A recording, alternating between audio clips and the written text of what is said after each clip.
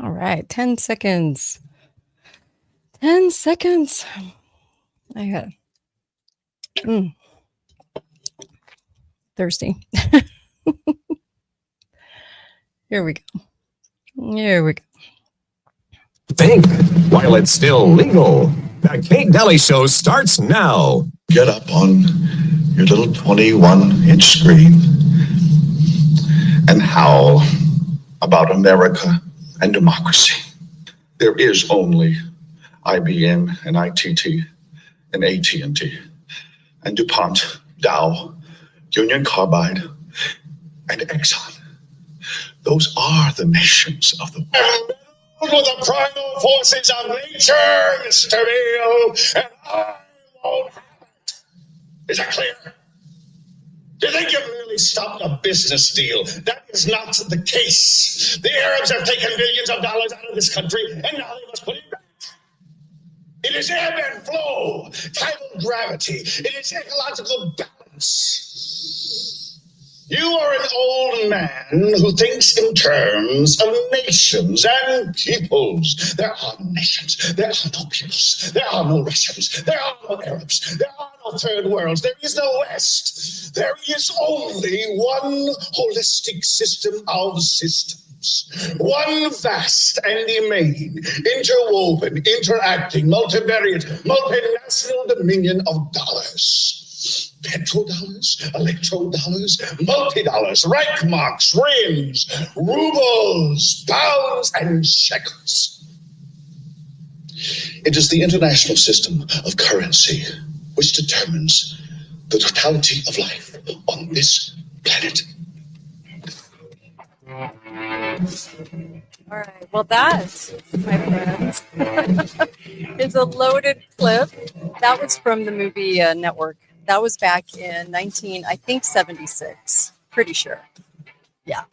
And that movie, I swear, I do play the speech. Remember the big speech that he made? He was a network guy, and he finally decided to say it was all bullcrap and then tell the truth. Okay, so kind of just interesting, that whole movie. I play one of the clips all the time, but that clip I've never played, and it's coming down to currency. So today I'm going to do a more of a deep dive, and then some just kind of pieces put together kind of randomly.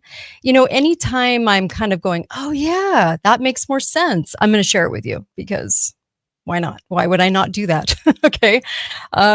So we have a lot to talk about. And the text in number is 435-680-2503. 680, I should say 0 if I was being proper. I'm not very proper. 680-2503. 2503. So 435-680-2503.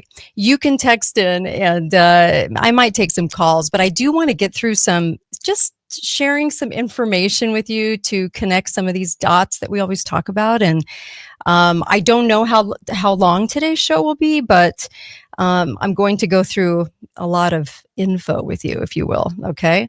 First of all, though, I do want to say, after taking Cardio Miracle this morning, I will say again and again, because it's just having that much impact on my life, that it is amazing. It's an amazing product. And I said yesterday, shove the cardio word aside, because honestly, it's a mineral intake, and that is the truth. It's a mineral intake into your body, and it actually helps those minerals get into your cells and help your immunity. Now, I know a lot of people are worried about, the fall, the winter, and the sickness. They're spending a lot of time inside and yada, yada, yada. I get it. But if you want to shore up your immune system, truly shore it up with a mineral delivery system, as Dr. Judy Mikovits says, this would be the product, and it's like a money back guarantee. So there really isn't anything to lose. You can just try it out and see what you think. And I'm still loving all of your comments coming in, because I'm telling you, this product has been life-changing for me. Once I started taking it twice a day, when I was taking it once a day, it did not have the effect on me, to be honest, that it is when I'm taking it twice a day. I didn't realize that was the key. So I'm sharing that with you because I'm telling you that a lot of problems like inflammation and oh my gosh, the ability to just kind of get ill, if you're one of those that just kind of gets ill a lot, this will shore you up. This is the ticket. So make sure that you're doing that. And if you can't taste or smell, like let's say that's one of your issues, zinc would be a good option for you to get. Ionic liquid zinc, even better, but zinc is always a good thing. And then also, I get all of my supplements from oh my gosh, you guys, I'm losing it. I swear it just left because they have they have that new website. It's right on my website, katedalleyradio.com. But IQ, these guys are just incredible. So go to their website, right on katedalleyradio.com, and order supplements from them because they are really good. Those are the ones I still use after 5 years. So just saying. All right. So let's talk. There's just quite a few things. So that clip was talking about money.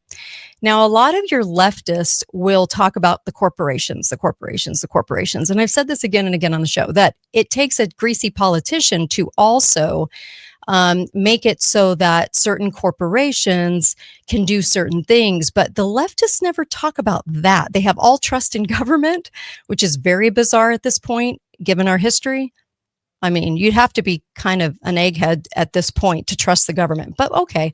And then they always talk about the corporations, but it goes further than that. There's something that's kind of not talked about. And I just wanted to bring this up because if you're trying to connect dots like we are today in this deep dive, this is something that you need to be very aware of. Okay. Starbucks acts more like a bank. Okay. Apple acts more like a luxury brand with data. Okay. So it's a data control mechanism. All right. They're grabbing data from you. Google is a little bit more like an ad agency, and they also control information so that only certain things will pop up because they know that you're only probably going to search the first couple of pages. So the internet is very controlled at this point, but people still don't realize that. It's very controlled. I think it's going to go further than that, but right now it is. Amazon is a data company. They track what you're buying, what you're shopping for, and this is all data. Jeff Bezos is a front man, and it's all data all the time. And that's exactly why he was put as the face of Amazon. Okay, remember, they were making him famous when his bookstore, his bookstore that turned into Kindle. Now, Kindle is short for like kindling, okay, like a book burning. And then, of course, you have everything electronically, books electronically that can be changed. Push that aside for a second. Bezos was the face of Amazon. Amazon was a government project so that you would get comfortable having all of your information there and only wanting to shop from there so they could track shopping. Also, and your habits and everything else. Red Bull, a media company. McDonald's is a real estate company. Facebook is a surveillance company. Facebook was always designed to be surveillance. Okay? Surveillance. And that is something that people don't understand. It was called LifeLog. I've said this many times on the show. CIA couldn't sell it as an entity that you would want to give your information to. And they started out, and I don't know if you guys remember this, but back in like 2000, 11, 12. It was more about just putting your pictures online and just, family picture and how are you guys all doing? And it was funny and fun. Then it turned into a politics machine, a data surveillance company for politics, what you were behind, what you liked. Then COVID came along and Facebook was utilized for location.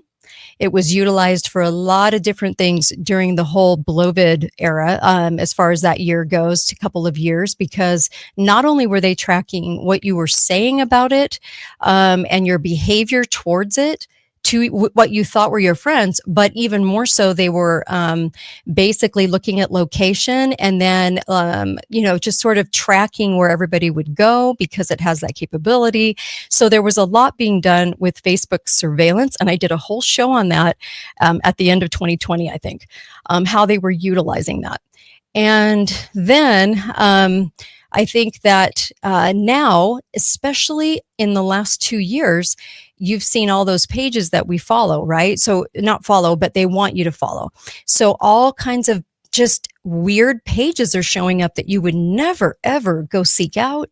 And all of a sudden, all these entities have been sort of planted in Facebook to get you to react, to get you to argue politics, to get you to make comments, and that you rarely now see anyone that you're on Facebook with. So sharing, what they want to share. So it has evolved over this last era, right? A decade and a half into what it is now. And it's just grotesque because it's all politics. It's all pages. They just want you engaged all the time. And that's why they've come up with all these pages. So just to kind of look at everything when you're looking at all these businesses, and it was mentioned, DuPont and AT&T and all these different computer companies in that clip of the network movie back from 1976. These were entities that were government funded, a lot of them, most of them, and then government controlled for whatever they wanted from that entity. So when these bigger companies, they don't just crop up, and they're not done by entrepreneurs by any means. They are sanctioned by the government, owned by the government to make it look very private, but they are not private at all.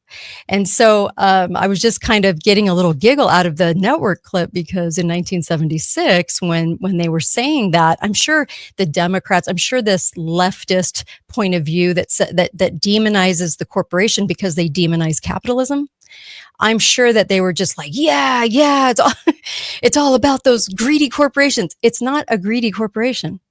It is a corporation that was actually started by the government that they love so much to solve all your problems. Okay. And that's the piece that they fail to see, is that these are all government entities. Okay. It's not just a greedy corporation.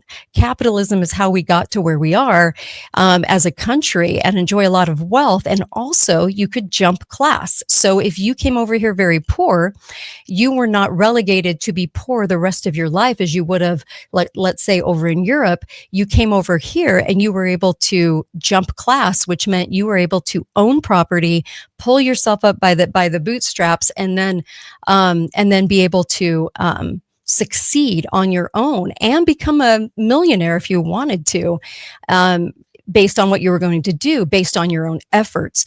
But the left is going to continuously try to take capitalism down, plant socialism in there, and then also just blame the greedy corporation. It's just so far beyond greedy corporation. I mean, it's almost like you would have to have zero understanding of what's going on in the world to even say that. But when you recognize that these are government entities, it takes on a whole different thing. And I'm getting a text that says a tool. Yes, a tool. That's exactly what it is for the government, to do what the government does. So there you go. I just wanted to bring that up because I thought that was kind of something that is getting missed all the time, especially as we're talking about New York and socialism and the new mayor and all of those types of things. And so you'll see a lot of articles right now, socialism on the rise, and they love socialism. And I think they're getting us to think that everyone loves socialism. I think that if you went to most rural parts of America, you would find that people are anti-socialism. Okay. So I don't believe the hype that they're putting behind that as far as us gravitating toward it as a country. I think there's a segment of society, but not the largest part of society that is into socialism. I think they're just trying to sell it as such. Okay. So I wanted to mention that. And then, here's something else that I thought was kind of, I don't know, just kind of fascinating as you're putting pieces together, because this is going to be very random today. There's a lot of pieces I want to bring you where you'll go, oh, okay, that makes more sense. So There were a lot of gentlemen in the Committee of 300 that were responsible for overseeing the Prohibition era in the United States, from Canada. And some of its members supplied the whiskey that was ferried over from Canada over to the United States. And this member, Earl Haig, was one of them. He was a Committee of 300. The Committee of 300 is made up of different individuals in power, some banksters, the people that are controlling a lot of the pieces that get done as far as in the world landscape. So, towards war, towards just all kinds of things. Okay. So the Committee of 300, I've talked about it on the show. People always want to know who they are. They, well, one of the theys is the Committee of 300. So Earl Haig, who gave his whiskey franchise to good old Joe Kennedy. Remember the Kennedys? Yeah, you're kind of wondering how the Kennedys ended up on the big stage, right? And then became Camelot, which really was a lie. It was not Camelot at all. But they sold it as Camelot to sell us this romantic version of government, right? And the Kennedy family as like royalty of the United States. So Earl Haig, member of the 300, gave his whiskey franchise to good old Joe Kennedy, and Prohibition and the distilleries who met the demand for alcohol were creations of the British Crown, and they were acting through the Committee of 300. Okay, creations of the British Crown. All right. It was an experiment, and most people don't realize this, which became sort of the forerunner of today's drug trade, and most people don't realize that. And the lessons that were learned from the Prohibition era would be applied to then legalized drug trade. What they were doing was watching what people did underground. They were watching how people dealt with prohibition. So prohibition wasn't just because, let's say, a lot of people will say, morality or, no, there were specific reasons as to why they did this experiment from the Committee of 300. And it was the forerunner of the drug trade. They wanted to see what people were going to do. So Canada is the route that's most used by the Far East heroin suppliers. Now, we all know that Afghanistan became like the poppy fields, right? And so the protection over the drug trade was part of making sure that there was always something going on in Afghanistan. So we always had to be there. Not always, but, decades long. Okay. So we were protecting actually the drug trade.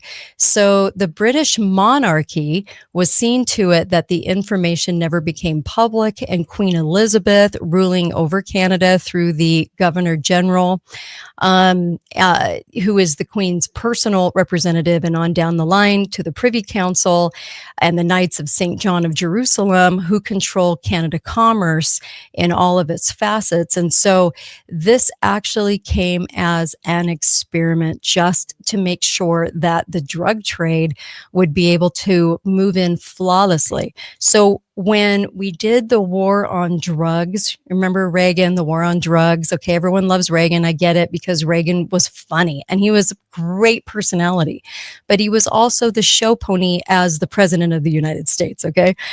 So he wasn't let in on everything that they were doing. Alexander Haig and Bush, all these guys were running the show, just like Dick Cheney, the late Dick Cheney was running the show under Bush. So these guys are all, kind of propped up. Well, I just thought this was kind of an interesting connection to make on the show, because I think sometimes we don't really see the pieces all together. It's kind of hard to look back and think, well, geez, why did they do the prohibition, right?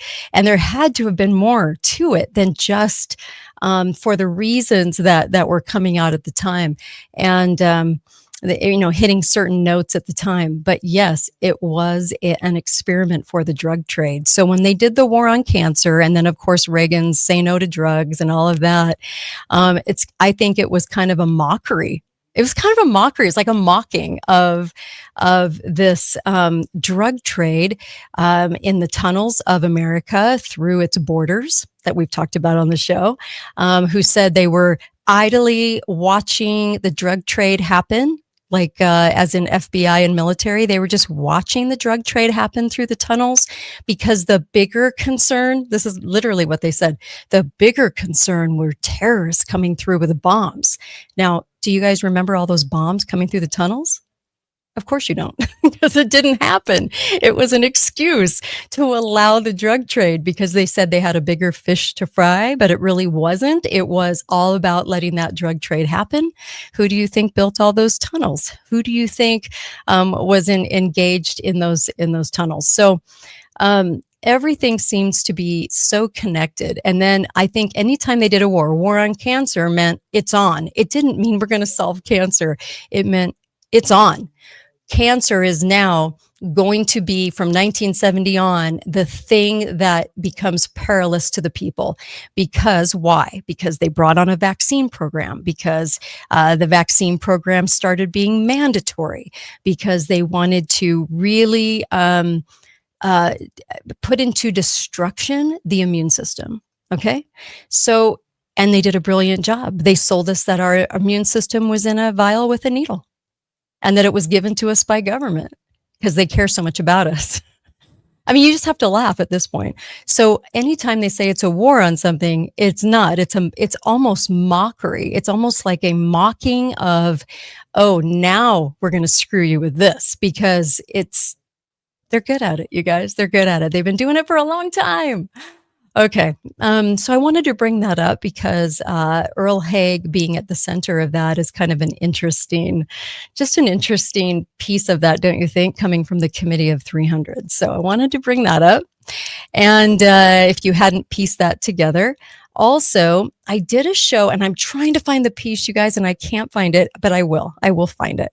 And it was a whole piece somebody had written about the immune system, and it was brilliant. And I saw a meme today that said this: when you realize that the measles protects you against cancer, when you realize getting measles as a kid actually protects you against cancer later on, you start to understand why Big Pharma wants to prevent you from having it. Oh boy, isn't that the truth? Isn't that the truth? They're like, oh, here, take this needle, this far worse injection, and this will be good for you, right? Because, oh, those measles, oh, they're scary. Now, you and I, anyone of a certain age, okay, anyone over 50 is going to just kind of laugh at the whole measles thing that they're trying to exploit right now. Oh, it's disgusting. But I wanted to kind of tell you that there was so much more to having the measles. And this piece that I can't find, I wish I could. I was scouring for this piece, but I promise you, I probably just filed it under something weird. But it was all about, you get certain diseases and certain illnesses as a child, that your body goes through these things to increase your immunity. It's kind of like why the child will stick stuff in its mouth, right? Consistently. Now, they're not watching their parents take something off the floor and put it in their mouth, right? They're not watching their parents do that. They are instinctively doing that because you have like these immune points in your throat, right? And everything passes through these immune points. There's three major ones. Like one of the doctors, I used to play his clips, and it was all about like 3 immunity zones in your throat. And so as you would take something, put it in your mouth as you were little, it would go into your body, and then it would create more immunity for you. So, and that's why they said if you ever do a shot, like a vaccine, they're so terrible. But if you ever had to do one, you would want an oral dose so that it passed through the throat, so that it passed through this area, so that your body, it kind of tells your body what to do with it. And if it doesn't recognize it, it says kick it out. If you do a shot, it's more like a bomb going off, and your body doesn't know quite where it's coming from or what to do with it. But if it goes through the throat, then your body can actually kick that out. Your body is designed to say, ooh, this is no good for you. Okay? Most people don't realize that. So if you were ever forced, make sure that it's oral, because you stand a better chance of getting rid of what's in it. Okay? So measles is there to protect you against cancer. These things are to protect you.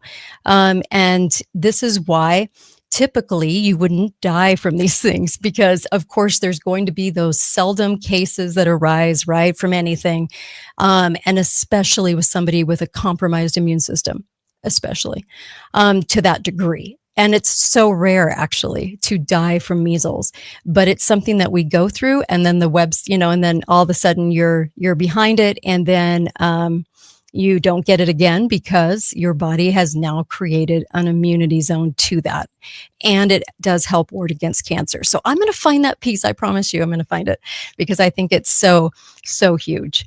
Okay. Something else I wanted to bring up today was about, and heart disease, by the way. I didn't mention that. The measles also protects against heart disease.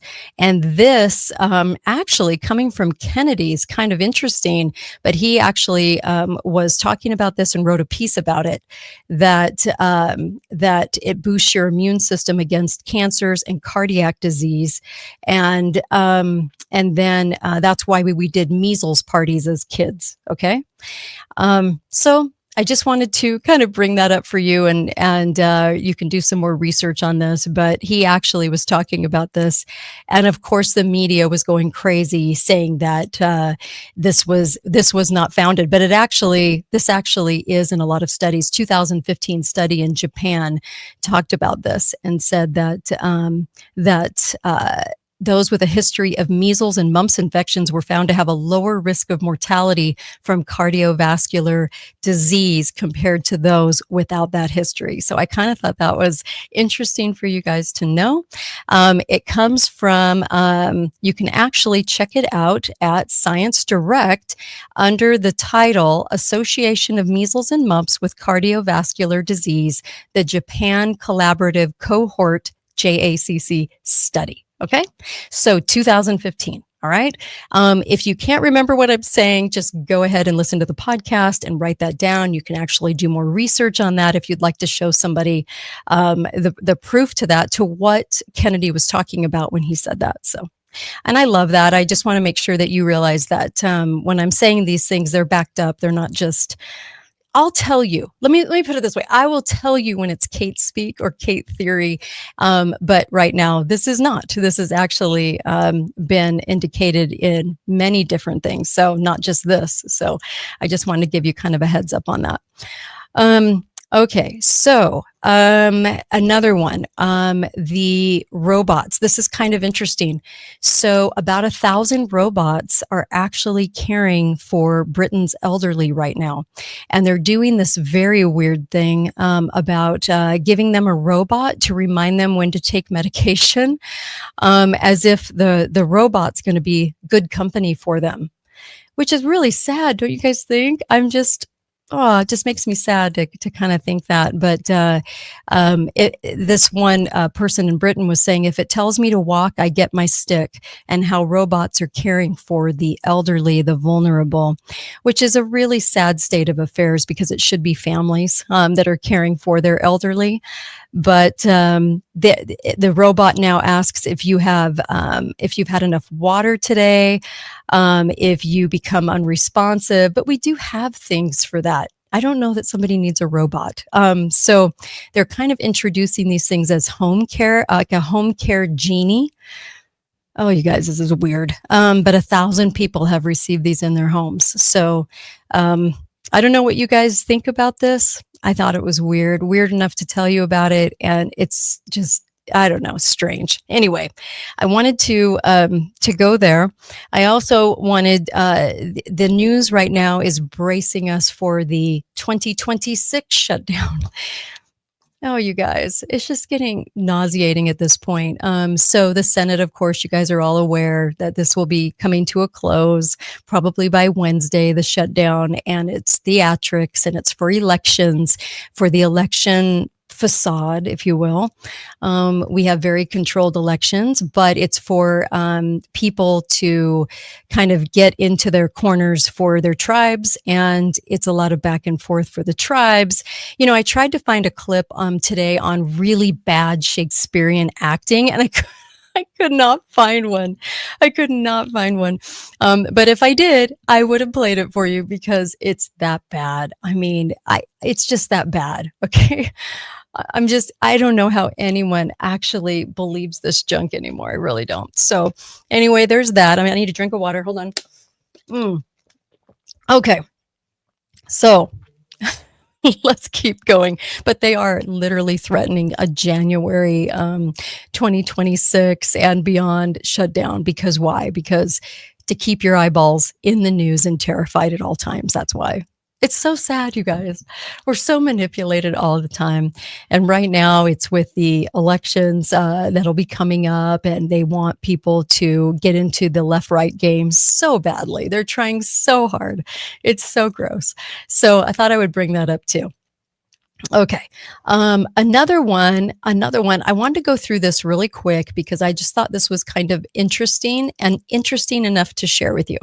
So while we're talking about health for just a moment before I get to weather, because there's so much more connections to make, dots to form. Thyroid issues. If you have thyroid issues, get out the cod liver, and you also need selenium. Okay. If you have bone issues, you need magnesium and calcium.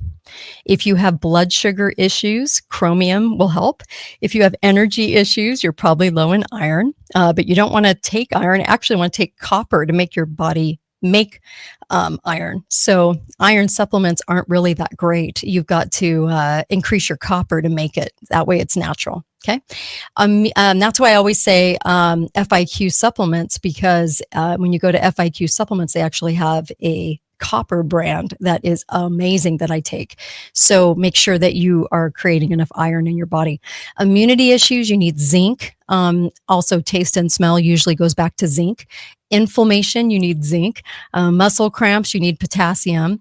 Anemia, you need iron. And oxidative stress, manganese. High blood pressure, you need calcium. Neurological issues, magnesium and copper. And remember, with dementia, people ask me all the time, dementia is exploding. It is insane. What's going on? And Judy Mikovits probably said it the best, where she said, first of all, you need fats and a lot of oils. So bone up on your oils, bone up on your fats, because your brain needs it. It's kind of like an engine, that isn't lubricated. So you need oils. And then also you need to be cleansing from parasites, quite frankly. So we have a lot of parasites too from all the things we eat and digest. And if you're not doing that, you should be, because I think that's what's causing a lot of these diseases and a lot of this dementia.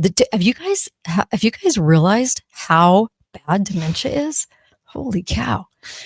It's happening a lot. So my mother had dementia. I'm telling you, it's more rampant than I've ever seen it.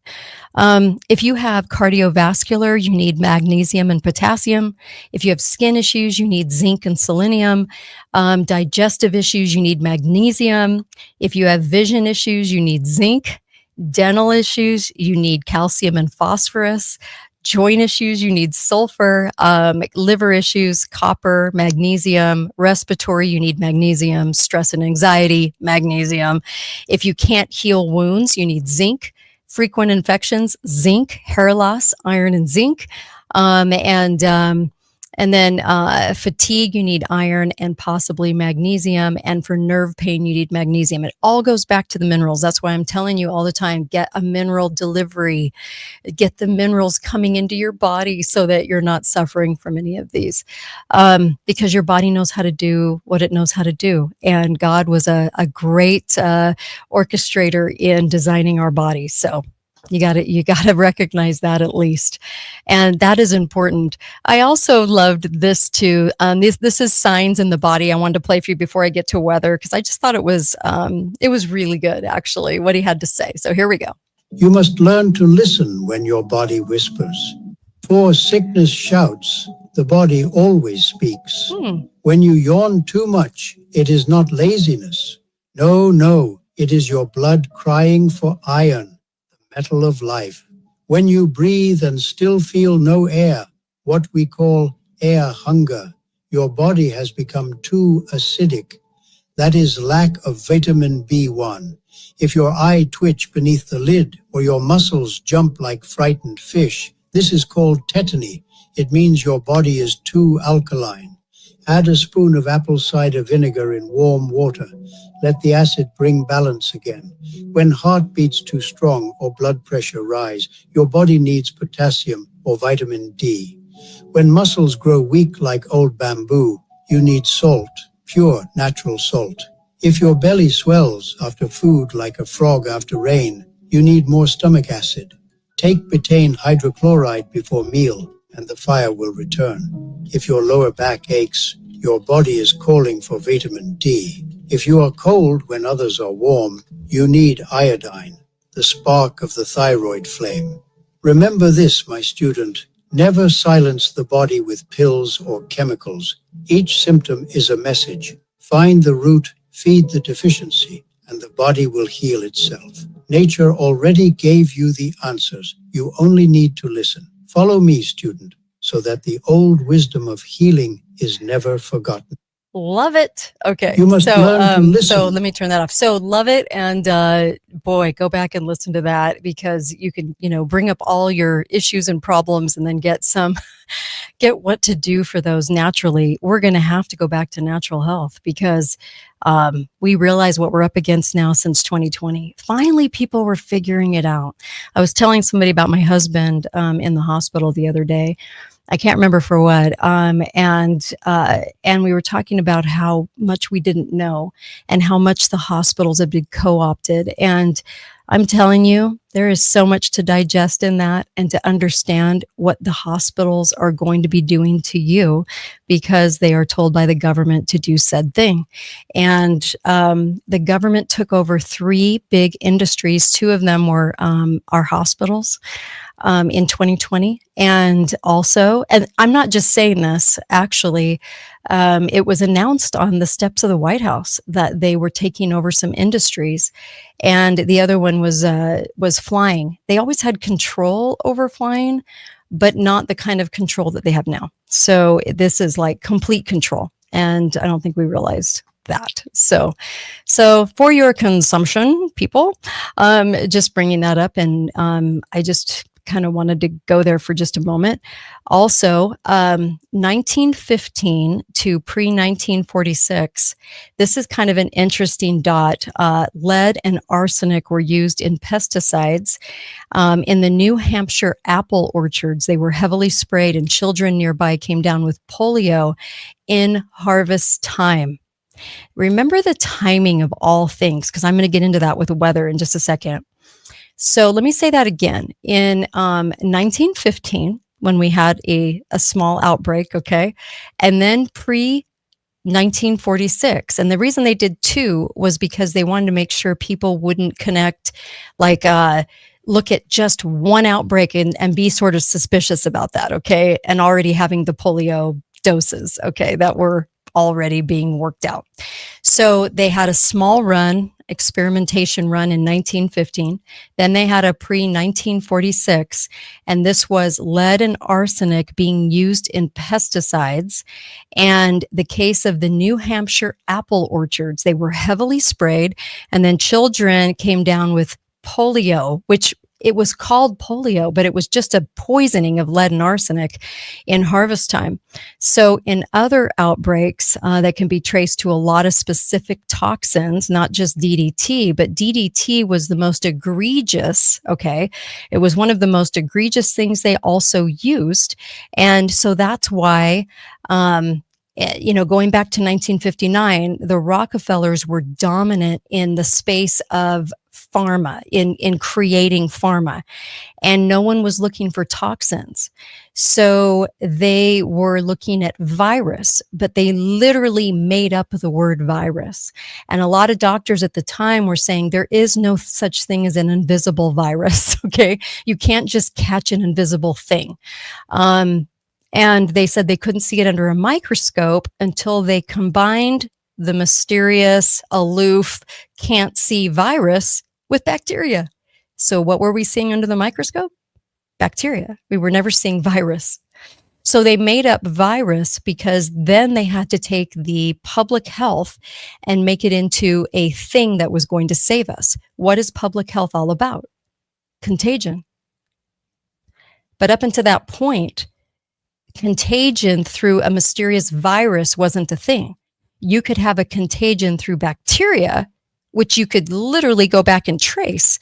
But then they came up with contagion through virus, and virus is something you couldn't see under a microscope. How convenient. Okay. So kind of interesting when the Rockefellers came along, wasn't it? And really got into this space. And so I just wanted to tell you that because the timing is oh so interesting, especially when I bring up what I am going to bring up too. Stay away from the hospitals. Yes, I agree. I totally agree with you. Yes, stay away from the hospitals. And then, of course, blood pressure. Yes, I realize I'm reading a text, people have problems with blood pressure. That clip actually, I think that I played actually addressed that. But I'll tell you what, look, the timing of things is important. Never let a crisis go to waste, right? Rahm Emanuel. We all remember him saying that. This is, well, one more thing I want to add about the polio before I get into timing. This has to do with timing too, but I remember having a discussion with a researcher, and this researcher said to me, in the summer of 1949, there was a diagnosis by a doctor in Minneapolis with polio based on not on any tests, but merely symptoms. See, they did all these symptoms of poisoning and said it was polio. And also that there was an acute pneumonia 3 weeks before, and the immune system was depleted, and no effort at vitamin C treatment was used. See, at the time, back in the 40s, they used to use vitamin C. So if a relative of yours gets, let's say pneumonia, and this is not medical advice, but if you do the research and the homework, you'll realize that they used to give big, huge bags of vitamin C for pneumonia to help with pneumonia, and it would help within 24 hours. So 10,000 units or more. So no effort at vitamin C treatment was used, and this person spent a year in the hospital and lost muscles in both legs permanently because of these toxicity, because of the toxins that were used. So also, this person is in a wheelchair, and the DDT was used heavily on the sweet corn as well as dairy cattle. So it was affecting so many people. It was affecting everybody. Well, not everybody was getting all of these symptoms, but they were even spraying down kids. So DDT, lead, arsenic, all of these things, the things that were used later in DDT, as then it kind of turned into your glyphosate and everything else. No wonder we're having such a tough time. No wonder we are having a horrible time. And by the way, in the New Hampshire apple orchards, okay, when polio first was recognized as a group of symptoms in 1915, it was Trenton, New Jersey, it was New York, New Hampshire, it was up in this area, and then also in Washington State, by the way. I just wanted to add that in, that lead, arsenic, cyanide to spray on the apple orchards and dairy farms. This was all something that was causing some paralysis, and so they just called it polio. Okay. So just, connecting dots today and kind of looking at things as a whole and how we got to this place, I think is fascinating. Always fascinates me anyway. All right. Okay. So moving on. I also want to get to a little bit of weather warfare, okay? Because I think this is kind of interesting and connecting some dots. I think that this is, high quality salt. Yes, high quality salt. Yes, very, very, very, very good for you. Remember, they turned the pyramid, they inverted the pyramid in the 70s, told us a whole bunch of lies about getting rid of oils and fats. Voila, dementia, Alzheimer's, all those things. And then, of course, taking salt away and saying not to eat salt. Oh my gosh, you guys. Eat salt. Yes, good salt. Okay. Oh my gosh. Isn't it insane what we've been told, what we've been lied to about? And people still trust the government. Always amazes me. All right. So let me get to weather warfare. Okay. Weather warfare. So 2008, I want to connect some dots here for people because, like Rahm Emanuel said, you never let a good crisis go to waste. During the financial crisis, the Midwest got hit with all of this historic flooding right when food prices were spiking. You guys remember this? Back in 2008. You can do more research. You can find this out. But suddenly, big ag companies could buy up family farms for pennies on the dollar. All right, a big land transfer, 2008. So it was more than just a housing crisis. It was more than just an economy problem. It was for land grabs in farming. 2019, remember those weird floods that destroyed like millions of acres of farmland right at the same time when trade tensions with China were at their peak, okay? Convenient timing for certain commodity traders, okay? In 2021, there was a freak winter storm in Texas. You guys remember that? Okay. That crashed the power grid. So look up who bought the energy contracts right before and who got to jack up the prices during the crisis. There were energy traders that were making billions off of this. Okay. And then in Hawaii in 2023, we had the unprecedented Maui fire, right? And it happened right when massive land deals were in negotiation at the time. And now you have to kind of look at who now owns this prime real estate, like what's actually happening over there. We should probably go back and really look at what's happening there. Because you always want to look at what happens after. Okay. So why Lahaina, Maui? Okay.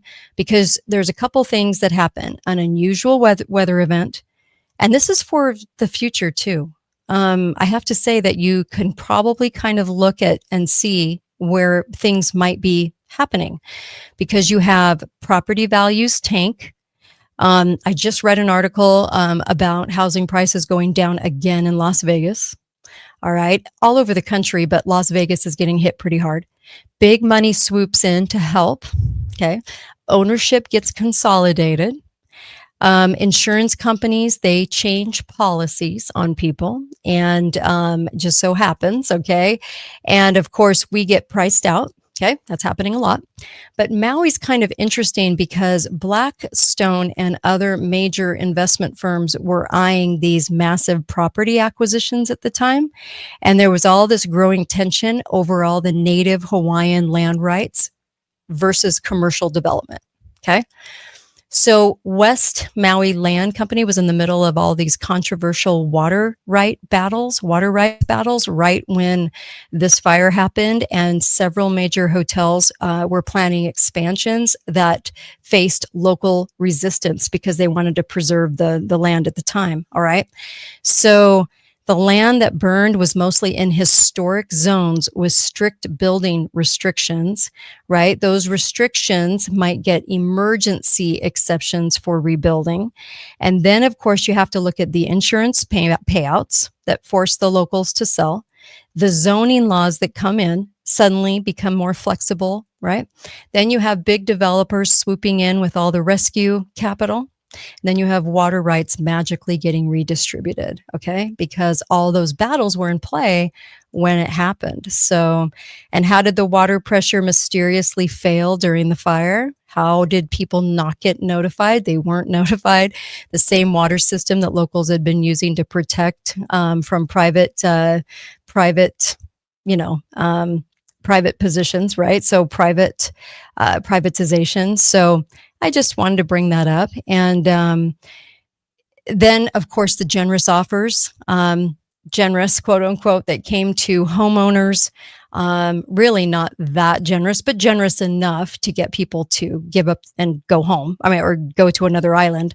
And of course, the water rights situation under West Maui Land Company. So there is so much here to digest. And then they had Governor Green pushing $150 million land acquisition for housing solutions at the time. And then, of course, the WHO, who also was part of the solution and actually got to live there. So you might want to do some more homework on that.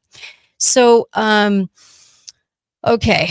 And then, of course, any activists that said we don't, like even being skeptical about any of this, I can talk today, skeptical about any of this, were getting painted as obstacles, right? Because they weren't going along with the recovery, whatever you want to say about the recovery.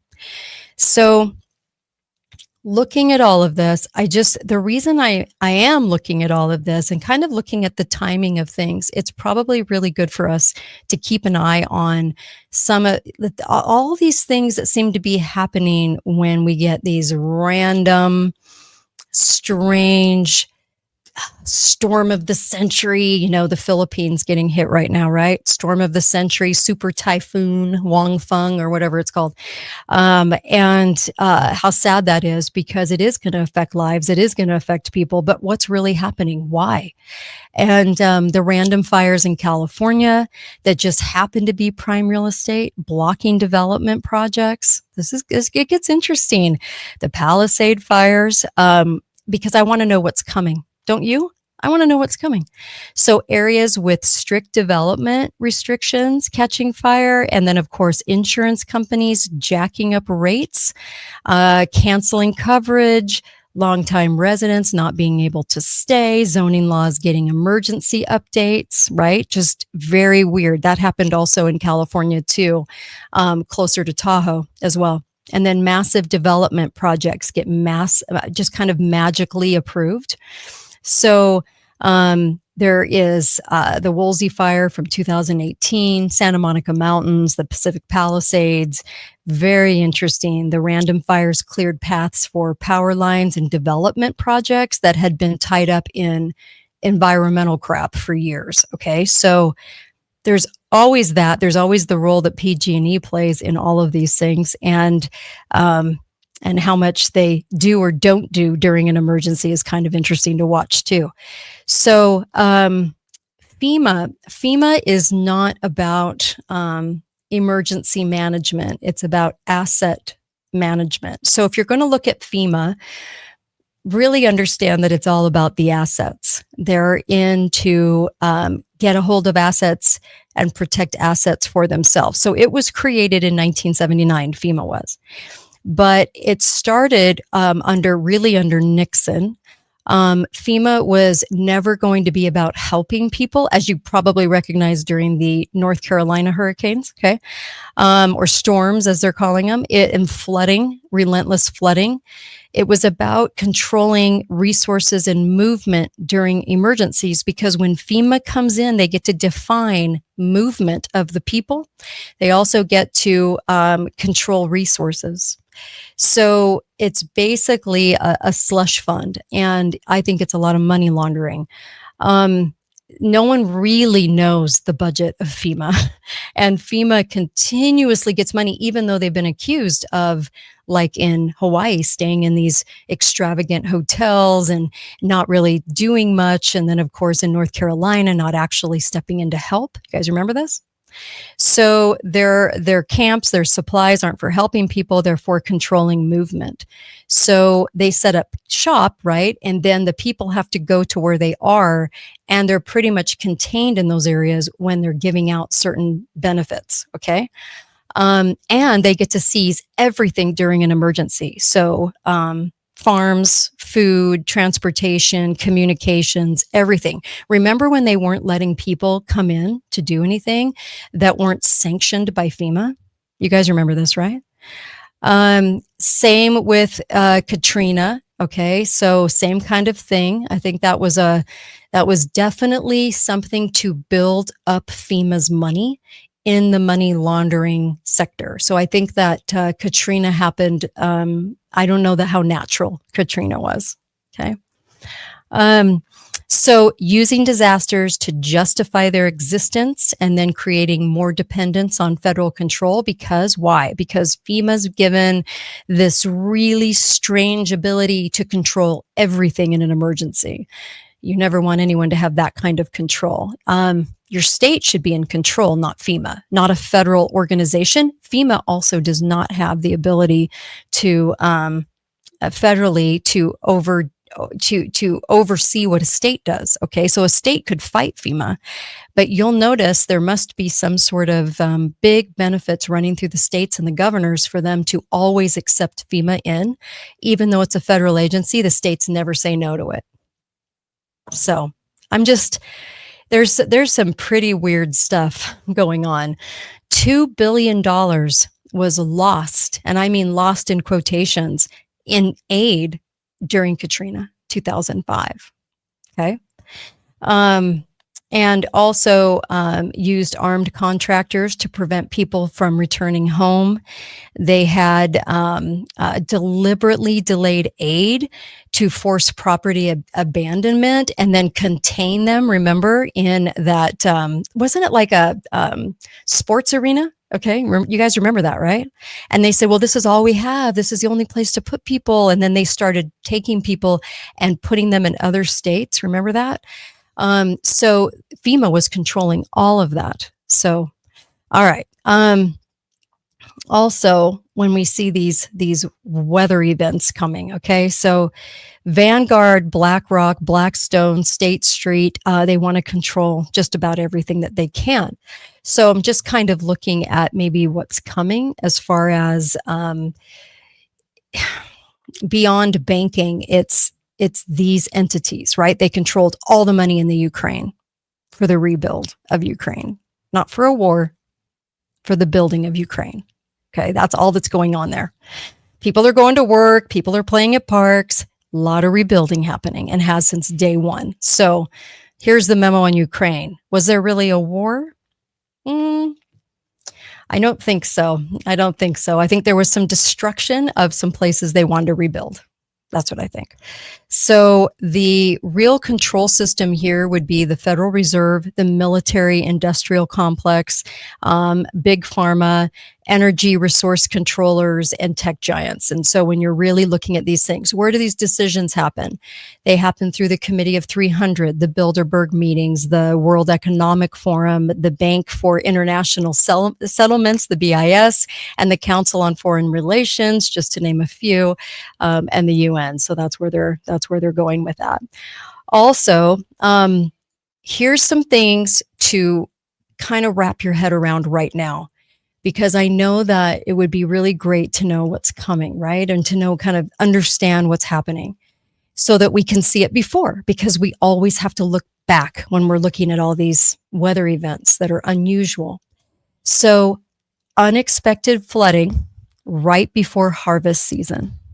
Okay. So keep your eyes out for that. These are all the telltale signs that we might be looking at something more manufactured in the next, say, year and a half. Okay. Unexpected flooding right before harvest season.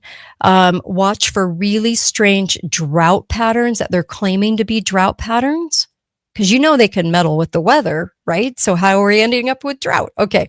So in key corn and soy areas. So if you live in a corn or soy farming area, take note. Take note.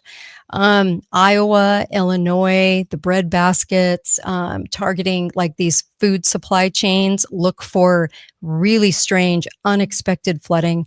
Also on the southeast coast, they're mapping, they're like prepping this like once in a generation storm. So when you start to hear that, kind of take note of that. You have Florida's insurance crisis. That's not really an accident. I think it's being made to become a crisis, insurance becoming a crisis. If you can't insure anything, you can't own anything. Watch for unusual hurricane patterns, and then also property acquisitions, population redistribution. So these are all kind of warning signs. In California, on the West Coast, which I'm on the West Coast, I'm in Utah, so more unprecedented atmospheric rivers. You're going to want to watch for prime real estate and farming regions. Like, what's going on around them? Are they getting offers to sell? Are people trying to come in and commandeer these areas? Because then, lo and behold, you get a really weird weather event that makes it happen. Silicon Valley, is that due for a natural disaster? Possibly. And then, of course, Texas. Texas is one where you kind of got to keep your eye on too, because Texas, poor Texas, are they going to have another winter emergency this winter? I can see it. Are they testing population control through utilities? Are they watching for equipment failures? Okay. So they're buying up land. The WHO, WEF, the World Economic Forum, they have resilience projects planned, climate resilience projects. So in Miami, and in the Houston corridor, you would want to look for flooding projects. You would want to look for suspicious rezoning around the ports and preparing of certain areas, extra drills happening. In Miami, you'd want to look at the Port of Miami, the expansion plans there. Massive smart city infrastructure going into any one of the places I've been mentioning. The Texas grid, the Miami, Houston corridor, and Phoenix. Now, Phoenix is interesting to watch because Phoenix has water crisis management projects incoming. I would also imagine that would be hitting the area that I live in, Utah, in southern Utah as well. See, they always welcome everybody to my area. So if you're a newbie wanting to build in my area, there's no drought. But once you get residency in my area, there is a drought. See, they can't make up their minds because it's that bad and corrupt people running the show here. Same thing with Phoenix. So look at this major tech corridor development, all under the guise of sustainability. Watch for sudden water right emergencies. Okay. And Bill Gates has already bought massive land tracts in Phoenix. And so this is important because I don't think people are realizing this. I don't think they're putting all that together. Why is he so interested in Phoenix, right? Why is he so interested in Arizona? It's always a tell. And he bought these massive land tracts for smart cities. So just keep an eye on that and how it's moving forward. Okay.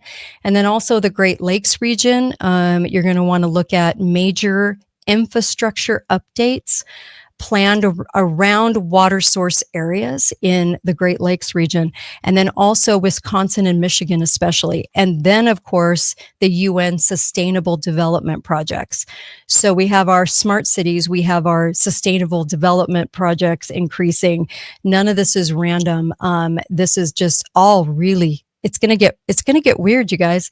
We've got the Denver corridor, which is massive underground infrastructure. We all know Denver and Denver Airport, right? And what's built underneath, but smart city rollouts there. And also look at suspicious military transports happening.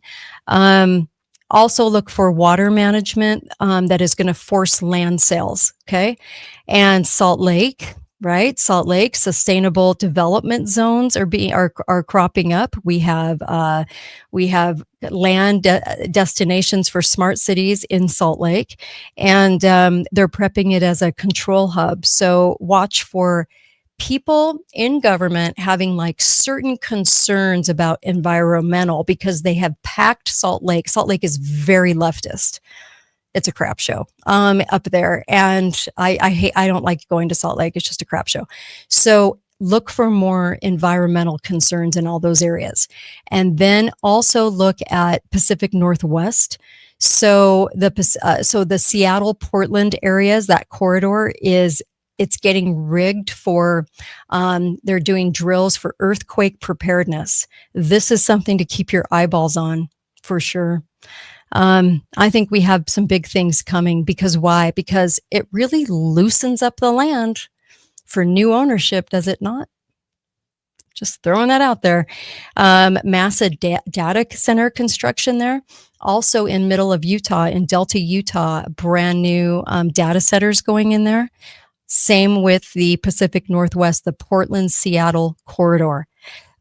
Bill Gates was buying farmland through shell companies, and then, of course, watching for forest management projects that are going to clear land. So that's kind of important too. Also, North Carolina. There is a kind of like a research triangle there. So now you kind of know why we got the storms, right? So major biotech facilities being built underground. You have military exercises increasing. You have health emergency preparations, shell companies coming in from BlackRock, okay, buying up land, and then Montana-Idaho corridor. You have land grabs by tech billionaires. You've got kind of like strange fiber optic installations that seem like they're going to nowhere, that seem like they're very rural and strange. You're going to watch for sudden wildlife protection zones and bunkers being built, but look like resorts or being sold as the brand new resort. So those are also something to kind of keep your eye on too, as far as all these changes. When we are looking at weather manipulation, these would be some of the things that you would see beforehand. Strange, right? New fiber optic, middle of nowhere. All kinds of strange patterns, all kinds of really strange things. So the key hotspots would be your Montana Triangle, Bozeman, Butte, and Helena. So right in the middle of that, kind of like that triangle. The Idaho corridor near Coeur d'Alene. The Utah's Data Center Alley, which way more capacity than needed for current use. I mean, they're going big. They're going big. And on this in Delta also, it'll be the second or third data center, right? So Colorado, the underground in Colorado, and then the Ozark Mountain region, massive underground network expansion. Also red flags. Private contractors would be laying down government grade fiber and no one would really know why or why it's in certain areas, which would be kind of strange. And then running lines running to abandoned mines, maybe closed military bases, and quantum ready cables being readied. Also, just these kinds of things. I mean, I don't think we know what to look for. We always want to look back and try to find the reasoning behind it, because when something's happening now, I can't believe how many comments are coming on and going, oh, smart city. They're building a smart city. That's not always why. Sometimes it is.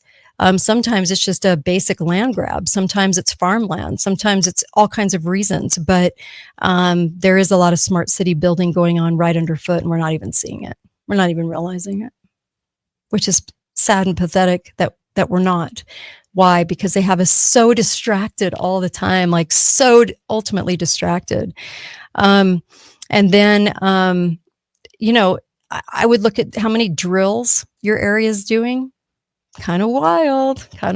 They've really amped up on the drills. So there's that. And then, destroying independent farms through new regulation and artificial shortages coming through, of course, manufactured weather events, all those types of things too. So pricing people out of traditional energy, you're only going to see energy rise, which is going to be very hard for people to be able to manage, especially on a fixed income. So creating, of course, new health emergencies, I'm sure they're going to. Why would they not? They have it all set up.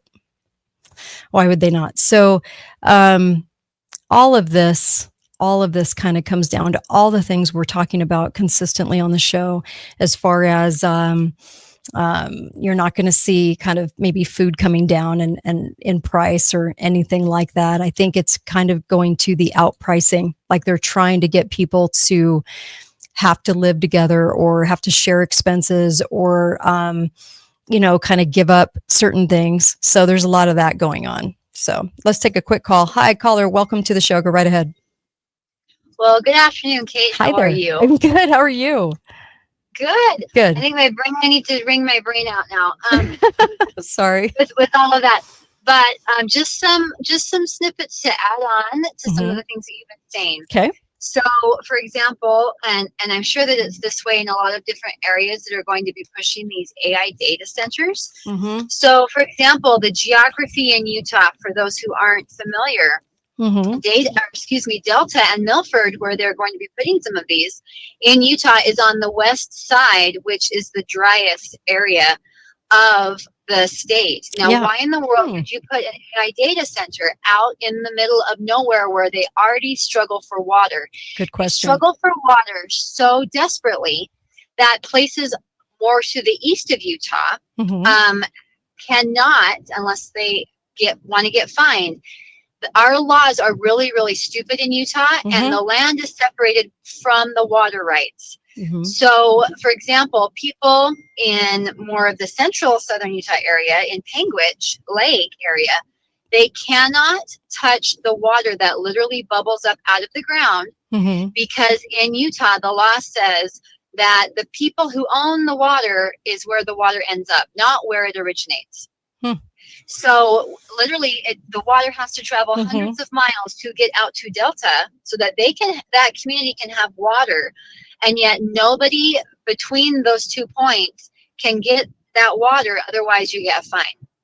So why, if Delta is so barren, Delta, Utah. are they trying to put an AI data center out there? And furthermore, why in the world, if we are in drought mode, Uh-huh. are they going to push the water to Delta and then use it all up with AI? Yep. And raise the prices for everyone living in southern Utah. That's For water and electricity, right? Yep. Now add on to that the Great Salt Lake debacle. Okay, so right now they're shouting from the rooftops, Mitt Romney, and Governor Cox, and all these different people who are on this Great Lake, save the Great Lake, right? The Great Salt Lake. They are diverting every single drop of water that they can up in northern Utah to the Great Salt Lake, a salt lake. Once the snow-capped water gets into the salted lake, it is not usable. Okay, our governor has actually been found to have he's lithium mining off an end of the Great Salt Lake. So all that water is literally being pumped to the Great Salt Lake to be evaporated, and then for lithium, in his back pocket. Now, the crazy part is that for some reason in Utah, NASA has partnered with a couple different entities, and they are looking at all this environmental havoc that's wreaked by the dust that comes off the Great Salt Lake. So what's very, very interesting is that we now have all of these different entities, probably DARPA is included in this, that are pushing for smart dust. What in the world is smart dust? Smart dust is where they add all of these nano robots and possibly bacterias into dust so that it can be inhaled into a person, and then people can be monitored. And if it, like, let's say one of the dust particles that has one of these monitors ends up on insects, then the insects are then by proxy a helpful use to these environmental ways that they are going to track and measure what's happening in that environment with all this dust. Right. So you see how all these different pieces are being utilized to come together for this perfect storm, along with the weather manipulation. Right. So and of course you're never going to hear about this unless you really have your radar up and you're reading everything that you can, because I mean, who would guess that, by the way, even though we're taking all the water and diverting it to the Great Salt Lake and then evaporating it for our profit, right? So taking water from farmers, taking water from citizens so that we can make this profit. And then we're also going to cash in through NASA and they're going to surveil you with dust. Now everyone go jump off a bridge together. I don't know what else That's to exactly say. what my husband said. He's like, if we cannot, my he's God. like, I'm really tempted to just go back to being uneducated and uninformed and living I in my know. land I of know. unicorns and rainbows, because What do you Mhm. do about this? Well, Again, mhm. well, I was just going to say, you've got to start small. Yeah. You've got to start small, but you've also got to alert people. This is why we're listening to Kate's show, right? This is Right, why right. we're listening to you. So that we're the people who go and write the articles in the local newspaper. We're the people who go out and talk Mhm. to our neighbors and our friends and Yep. hopefully our legislator who lives Yep. in our community, and saying and pushing and saying this has to stop, and or we need to make a law. For example, AI Mhm. and the data centers. Where are they going to try to sell that energy to?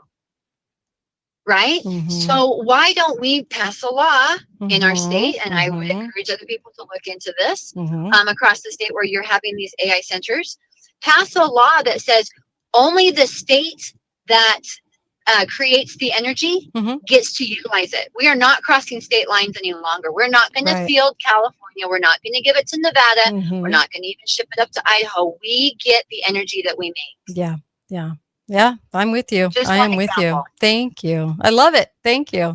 I like the example too. I really appreciate the phone call. Thanks so much. I'll tell you, I know this isn't like the greatest news, and it really is looking at the signs that say maybe a weather emergency is on its way to a certain area. Certain insurance companies, are they adjusting your coverage for unknown conditions? Are you looking at you're watching sort of weird activity happening, or new research centers in Phoenix are cropping up. Sometimes they work under the guise of like wellness centers, believe it or not. Also, just pay attention. It's like we have to pay more attention. And I don't think we're used to that. I really don't. Hi, caller. Welcome to the show. Go right ahead. Hi, Hey. Kate. Yeah, Hi. I'm in Idaho, and I want Mhm. to echo what the other caller just said about the power companies. You know, Mhm. supposedly here in Idaho, we have a power company that's supposed to sell utilities. You know, it's regulated, and they're supposed to sell their electricity to Idahoans. Mhm. That's why it's called Idaho Power. Right. But what they have been doing, at least is from my experience, is I constantly, just me and my wife, we're elderly people who live in a small house, and Mhm. we're constantly being harassed every month that, well, you're using too much power Right. for the house of your size. And they're constantly doing this all the time. And what it's come down to through my interviews with the various people, that I have found that if they do that with enough residents to have people, quote, cut back and save energy, they can then Mhm. take that energy they're generating, because you can't save electricity, it's not Mhm. possible. Mhm. They sell it to other states for Sure. more money. Mhm.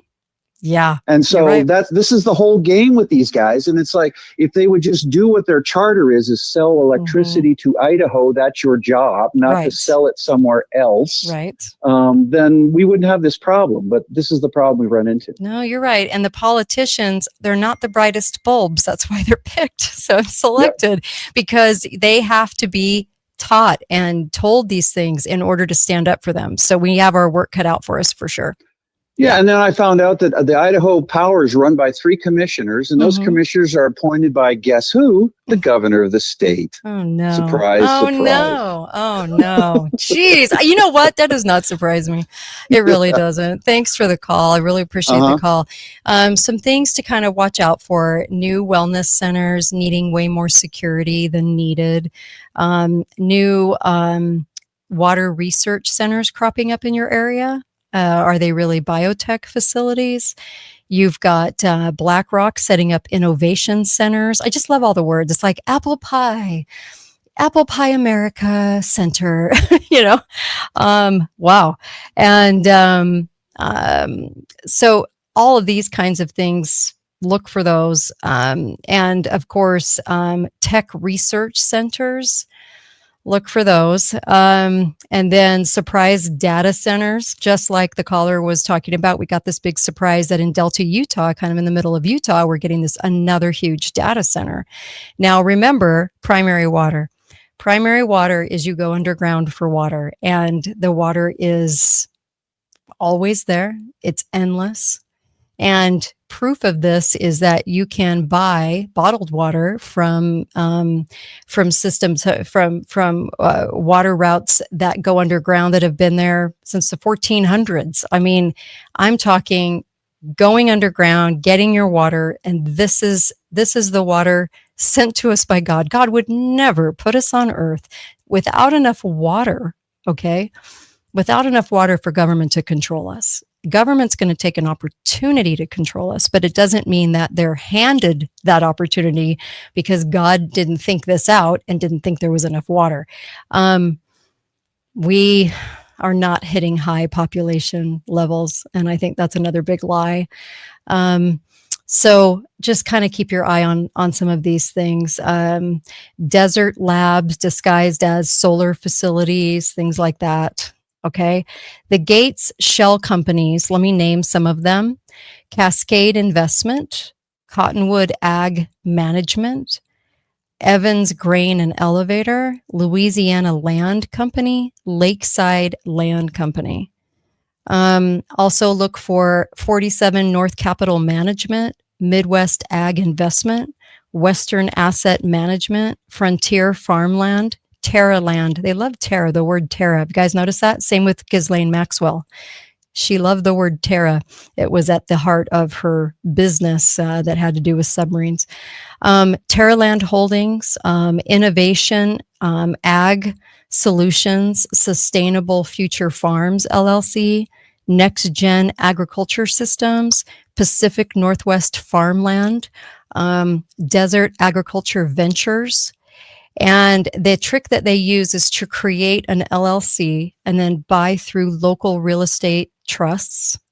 Then they transfer to a holding company and they merge with a larger entity. And it's a very obscure kind of like Smith, named, owned original ownership. So what you do is you follow the law firms and property managers, not the company names so much. I mean, follow those too, because that'll give you a big clue, a big inkling about that somebody's messing with stuff. But they also use the same handful of firms for all their transactions. They don't want people asking questions. Okay. As far as BlackRock goes, some of their main front operations, some of their main companies are called Aladdin Technology Centers, BR, as in boy, Ronald, so BR Innovation Labs, LLC, Onyx Digital Infrastructure, Future Cities Development Group, Horizon Advanced Research Centers. Also look for Nexus Development Partners, Digital Futures Initiative, Sustainable Infrastructure Solutions. Don't you just love these names? Smart City Ventures, LLC. Go look that one up. Advanced Urban Systems Group, and kind of see where they're headed, where they're going. Southwest Innovation Corridor, Quantum Valley Investments, Desert Tech Solutions, Future Grid LLC, Advanced Computing Alliance. Usually they bury these under layers of LLCs and partner with universities to make them look legitimate. Okay. Follow the fiber optic installations and the power usage permitting. See, if you could actually get the politicians to pay attention to all of this, we might be able to do something as a community. Because if you out them, if you say, I'm keeping my eye on you to keep your eye on this, then maybe, just maybe, we might be able to save communities. So the local development Corps announces a big project, like they had a big desert housing with its own little smart city going in my area, okay? And then a university partnership is announced, okay? So these are some of the telltale signs. Then BlackRock comes in and they provide funding through one of their LLCs, through one of their companies that I mentioned before. And then a property transfer through shell companies. And then suddenly it's called critical infrastructure. So, and if a new tech center has unusually high security and weird power requirements, it's probably them. Just keeping it real. Just keeping it real. The Utah data centers are way bigger than they need to be for cloud storage. Why is that? So direct fiber links, right, to underground places, okay? Just all kinds of stuff. Processing genetic data. Remember the 23andMe and all of that. There's just a lot going on there. Also, prediction models prediction modeling happening. Okay. So when you're really looking at all of the firms, just those names are very interesting because you kind of gotta, and there's more. There's no way I could know all of them. There's no way I could find all of them, but there are some there. I'm giving you some of them to keep your eyes on. So I just I'll tell you what, there's a lot to look for. And I think we have weather things coming. I really do, because it's the best way for them to throw it into emergency status, place a federal agency that has no constitutional authority in place to commandeer and to sit on resources and allocate movement and allocate the emergency status. And it's a great way for these kinds of entities to come in and buy up land that has been destroyed. So how do you take over a country while it's being occupied, while it's being used, right? And this is kind of how you do it. You do it very quietly, and you do it very systematically, and you create emergency situation after emergency situation to do it. That's how you do it. I think this is crazy. I think it's crazy. I think it's nuts. But you know what? We have to kind of know these things, right? It's important for us to understand and know. So I bring you this today, not to scare you, not to be, believe me, we're getting enough. Oh, shut down 2026. I mean, I can't believe that's even a headline today. It's just obnoxious at this point. So those are not the scary things. These are more of the scary things, how they systematically do these things. It is a true conspiracy because people have to conspire to make that happen. So when people call you a theorist, just laugh, because this takes a whole lot of conspiracy between people and entities to make these things happen. And these unusual storms and these unusual things that happen are not so unusual. So I leave you with that today, not to scare you, but to actually prepare. So it's like you can kind of know, is your region or your area going to get hit? Are you seeing some of these things happen? If you are, double down, prepare more, be ready, right? The whole water witching thing, to find water, that would be a skill that would be very useful in the future, I would think. Even if you had to do that in the obscurity of night. Okay. I would think that would be something extremely useful to know. Things like that. It's like we're not really taking the time to improve skills or to really wrap our heads around some of the things that are coming in the future. And I don't mean they're coming tomorrow, because I'm not all about panic. This is more about what happens for our kids and our grandkids and how they can prepare themselves for it, right? Because this takes time. It's taken time to do all of these things, and it will take more time. So it's not something that's going to happen tomorrow, but it is happening though, because you can see it all around you, right? Right. All right.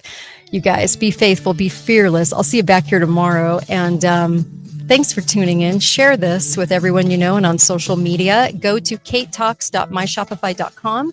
Get the ebooks. And I thank you. I thank you for joining me. Appreciate you.